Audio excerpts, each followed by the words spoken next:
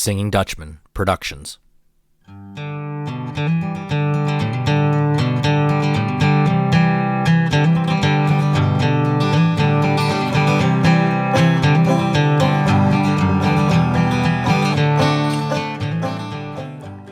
Hello and welcome to Doug's Front Porch, a podcast where I get to sit down with friends, old and new, and have honest conversations. This episode is dropping on January the 1st, 2022. Yes, New Year's Day. And, you know, the first day of the year is always filled with so many emotions. Some people might be sad to see the old year going. Maybe some of you are very happy to see 2021 over with and look forward with anticipation to a new year, new challenges, new exciting things possibly in your life, maybe New Year's resolutions that this year you're actually going to see through. We can all dream and hope, can't we? But, you know, this time of year can bring a lot of emotions. And it got me thinking about the new year and thinking about a year in and of itself.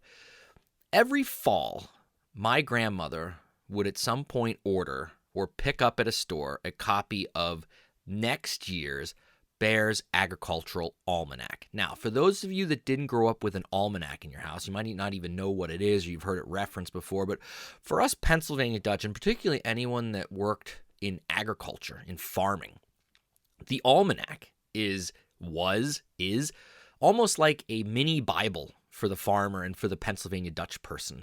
They've been around for hundreds of years, and they help farmers, and not necessarily just farmers, but it gives weather predictions.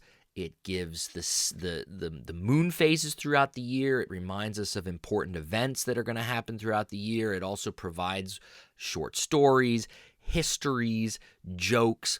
I mean, almanacs at one point were really a form of entertainment. It gave you something to read throughout the year. It highlighted things happening each month. Of course, famously, it somehow predicted the weather for the year to come. And as a kid, I loved reading the almanac. Anytime I'd be at my grandmother's house and I'd see it on the coffee table or out there in the kitchen, I'd pick it up and page through it, because every time I picked it up, I learned something new throughout the year.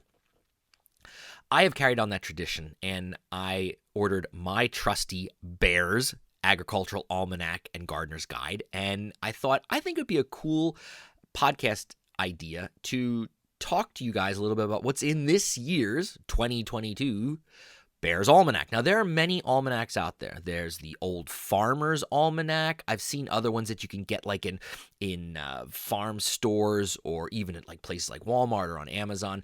For whatever reason, my grandmother, maybe because her parents, always got the Baer's one, and that is produced by John Baer's Sons out of Lancaster, Pennsylvania. The 2022 edition is its 197th printing. So this company's been around for almost 200 years. I think they know what they're doing. So I've got my trusty 2022 Baer's Almanac here in my hand, and I want to walk through it and highlight some things for everybody in this episode. And when I turn the first page, it reminds us that this is an agricultural almanac for the year of our Lord 2022. Being the second year after leap year until the 4th of July, the 246th of American independence. And this almanac contains the rising, setting, and eclipses of the sun and moon, the phases and places of the moon, the aspects of the planets, the rising, setting, and southing of the most conspicuous planets and fixed stars, an equation of time with a variety of useful and entertaining matter. That's the cover page. If that doesn't get you excited, what will? And according to the 2022 Almanac, here are some facts to start throwing at you guys. One of the first things it talked about is when are the eclipses that'll happen for here in North America for this year, 2022. And there will be 4 eclipses in 2022, 2 of the sun, 2 of the moon. So on April 30th will be a partial eclipse of the sun. May 15th into the 16th will be a total eclipse of the moon. October 25th, partial eclipse of the sun. And November 8th, a total eclipse of the moon. So mark your calendars for those eclipses so you can get out there and actually see them hopefully happen. So for the year 2022, and now I don't know how they figure all this stuff out. I'm sure that we could do some quick research online and figure out how in God's name they figure out how to figure out their weather forecasts and how to predict all these things. But here's some more information for you. I'm going to be throwing a lot of information at you guys today. 2022, Jupiter is the reigning planet this year. And the year in general, this year is rather favorable, however, more humid than dry. But as its predecessor, Saturn, with its tedious winter and excessive cold, will still hold on until the spring. It'll be a late year, so that often in this type of a year, all kinds of grain will grow up to 3 weeks later than in other years. Spring, until May, cold and humid in the middle during 10 or 12 days, temperate and mild, but afterwards to the end, cold and humid. Summer, in the beginning, cold and humid. In the middle, pleasant, diversified with frequent thunderstorms, and towards the end, very hot. If in this year a dry summer does occur, which in the course of 28 years seldom happens, grain will become dear. A dry summer will take place if during the preceding February, March, and April, or May, an eclipse of the sun has happened. Well, we got one coming in April. Autumn, rainy throughout, and winter in the beginning quite cold with much snow, but towards the end quite moderate and without snow. High winds will, however, prevail. They also, for all you fishermen out there, according to their calculations, fish will everywhere be moderately abundant.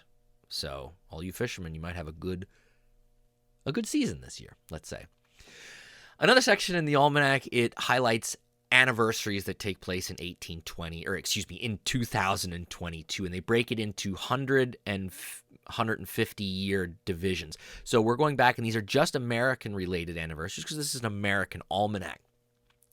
So 2022 marks the 400th anniversary, going back to 1622. Mort's Relation is compiled by George Morton from material left by William Bradford and Edward Winslow, containing an account of the Mayflower's voyage and landing at Plymouth. So we get that document 400 years ago. 350th anniversary, 1672. Massachusetts passes the first copyright law, granting a 7-year protection. First copyright is awarded to John Usher for the general laws and liberties of the Massachusetts colony.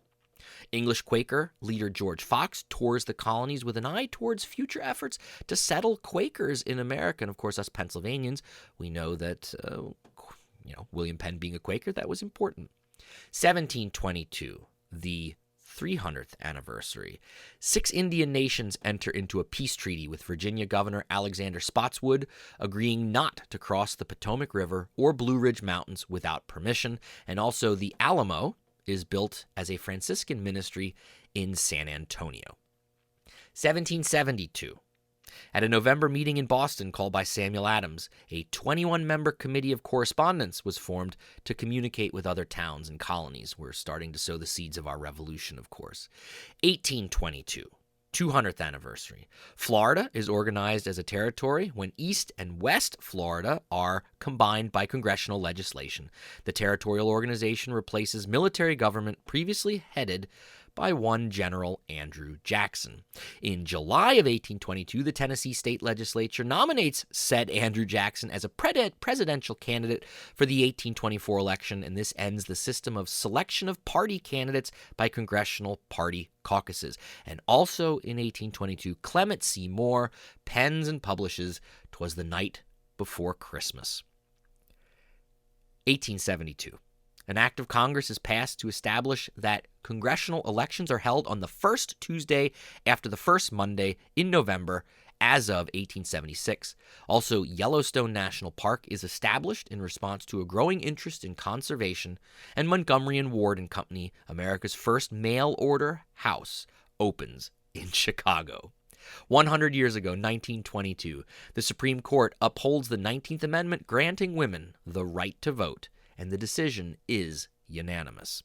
Also in October of that year, the first woman to become a U.S. Senator, Rebecca L. Felton, is appointed by the governor of Georgia to fill a vacancy which lasts merely one day. Hey, but we made it, right? Women made it.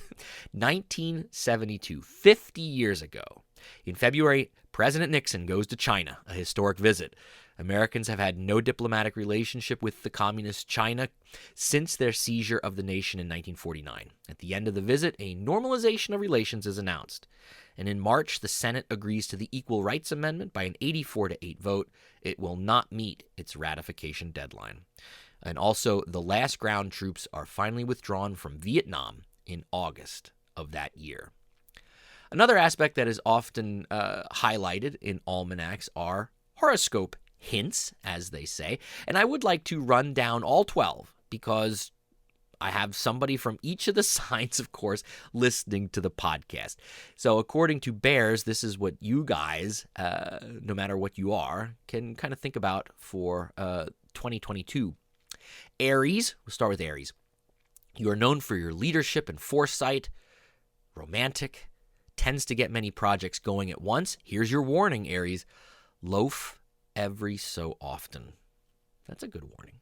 Taurus, good at planning and pushing, good marital mates, talented songsters. Warning, watch those horns in the china shop. Gemini, have double sets of assets, creative and able to balance work and home life.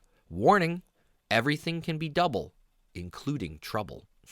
Cancer, that's me, marked by perseverance, enjoy mysteries, tender in love. Warning, be careful of Caprice. Ooh, do I know any Caprice? What are my fellow Capricorns out there? I'll have to think about that. Leo, roar to the top, brave and strong, warm lovers but unyielding. That's my daughter, and she is a Leo. Warning, your mind may travel faster than your legs can take you. Virgo, clear thinkers and careful developers, good at critical analysis, can tell a good pie even if they can't bake one. Seek meaningful marriage, yet sometimes miss it. Warning, overwork may make naught of thought. Libra, which is Mrs. Maidenford, my wife, well-balanced, seek beauty and harmony, don't always get it.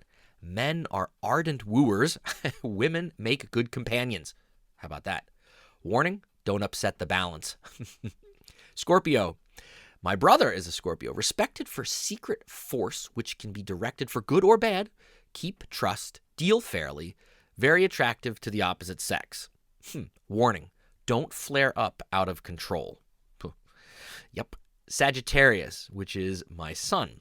Adventurous and loyal, enjoy helping others. A choice target for Cupid's arrows, but not always lucky in love. Oh boy. Warning, avoid foolhardy hazards.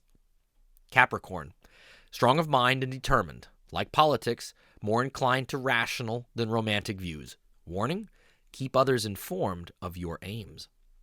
Aquarius, pour forth their energies, eager to aid every person, independent, unconventional, affectionate marriage partners. Warning, relax. And Pisces, generous to all, often unable to see the invisible, always in action, devoted to nuptial mates, sometimes suffering for it. Warning, don't let troubles bog you down. Well, there you are. There's your horoscope hints and warnings for 2022. One aspect of the almanac that I always enjoyed reading, and here's, for each month they give actual detailed weather forecasts, and so I always like reading those, seeing when they think snowstorms are going to happen or things like that, or terrible thunderstorms. But since it is also an agricultural almanac, there's tons of tips on when is the best time to plant various vegetables, various grains. But then they also have their gestation table in the back, which shows exactly when, if an animal is due to give birth, when you should be servicing that animal. And also, I always enjoy reading that. I don't know why, because I think it's kind of interesting. And it also reminds the reader of how long the gestation period is for various animals. Now, I bet some of you don't know this, so I'd like to share a couple with them. This is the gestation period for various animals listed in the almanac this year. A bear, 6 months. How about that? Female dog, 9 weeks. A camel, in case any of you plan on raising any camels, 11 to 12 months. A cat, 8 weeks. A deer, 8 months. An elephant, you never know, 21 months. That's a long time. Goats, 5 months. Guinea pig, here you go, 68 days. That's every time we visit my one friend that has a guinea pig, he always seems to have baby guinea pigs. A giraffe, 14 months. A rabbit, 30 days. Possum, 26 days. It goes fast. And squirrels and rats, 28 days. So there you know. Now you know your gestation period of some various animals. I just thought that was always fun to read because I always forget like how short or how long some animals are in gestation. I always thought that was cool. And one aspect of the Almanac is always jokes or funny stories. And Matt, you got to remember that these things were published for people to read throughout the year. It's a dark winter night, and you're on the farm before television and the internet. You grab the Almanac to get a little entertainment. So here are some of the jokes given to us in this year's Almanac by the famous Abner Americanus, who is an ancient sage and entertains us in each Almanac. Here are some of his funnier jokes that I picked out from this year's edition. What do dentists call their x-rays? Toothpicks. Why should you never trust stairs? Because they're always up to something. What's the difference between a hippo and a zippo? One's really heavy and the other's a little lighter. What should you do if you're attacked by a group of clowns? This one's my favorite one. Go straight for the juggler. And one more. A cement mixer and a prison bus crashed on the highway. Police advise citizens to look out for a group of hardened criminals. So there's just a quick dip into my Baer's Almanac for 2022. It's 197th year. I thoroughly enjoy reading this every year. I order mine in the fall, and I usually get it right before Christmas time. And I'll put a link in the show notes to their website where you can order one too if you'd like to get one yourself. At least this brand. Otherwise, look on Amazon, find a good farmer's almanac. You don't have to be a farmer or a gardener to enjoy the almanac. And, I was thinking about almanacs. Almanacs kind of try to see into the future, particularly with their weather predictions. And they give us a little bit of a path for the year ahead, letting us know, when certain things are going to happen. And I think that's something that in life we all wish we had the power to do. See into the future so that we could plan better or know what's about to happen. And I think I get a little bit of comfort when I read the Almanac because even though it might not, the weather forecasts are never 100% correct and they're written a little vague so that they could be interpreted to being correct or not. But for some reason, when I read the Almanac, A, it is entertaining, of course, but B, it also is educational. But it gives me a little comfort moving into the year. It gives me something to think about moving ahead. And that's what the new year is all about. We don't know what's going to happen. We don't know what's going to happen tomorrow, let alone a month from now, let alone 6 months from now. Reading my Almanac at least gives me a little bit of a hint, but I know too that it's not 100% accurate.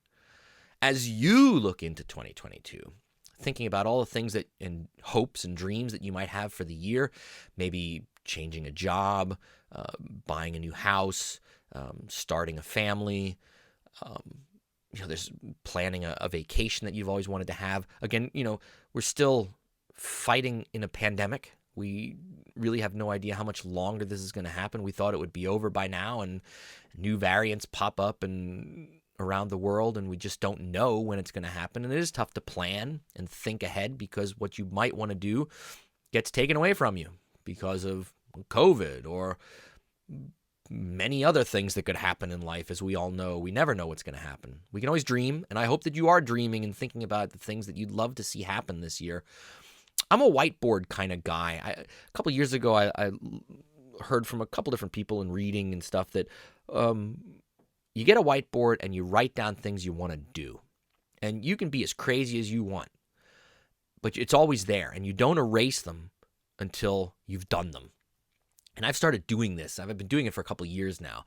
And it kind of helps me plan, but also dream. So maybe that's something you could start for the new year. Start a whiteboard of a list of places you want to go, things you want to do, people you want to meet, who knows? And don't erase them until you do them. And work at it and work at that list. Maybe that's some advice I could give you for the new year. One thing I can tell you, I plan for 2022 to, of course, keep the podcast coming. As long as people want to keep downloading it, I'll keep bringing episodes.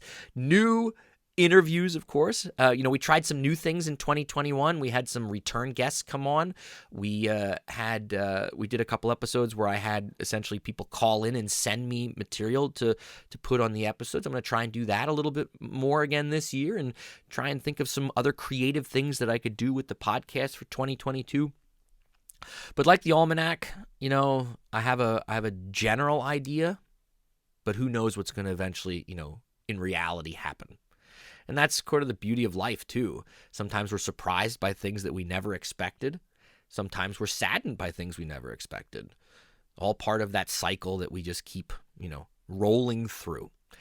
I hope that all of you have a very blessed, healthy, and prosperous 2022. I look forward to continually being in your ears twice a month. Please send me comments and questions if you have any. I'd love to interact with all of you in social media. Tell your friends about the good things that we're doing here on the podcast. Share the podcast so that we can get some new people subscribed. And please, my dear friends, be kind to one another. Bring joy to everyone's life that you meet. And if you can do both those things, 2022 will already probably be a better year than what 2021 was. Happy New Year, everyone. Thank you for listening to Doug's Front Porch, a conversational podcast with your host, Doug Maidenford. If you enjoyed this episode, I'd love for you to subscribe, rate, and give a review on iTunes, Spotify, or wherever you get your podcasts from. 5 stars only, please. Follow along on Facebook, Twitter, and Instagram. Just look for Doug's Front Porch. Also, please feel free to tell all of your friends about the show, and I'll see you all next time on my front porch.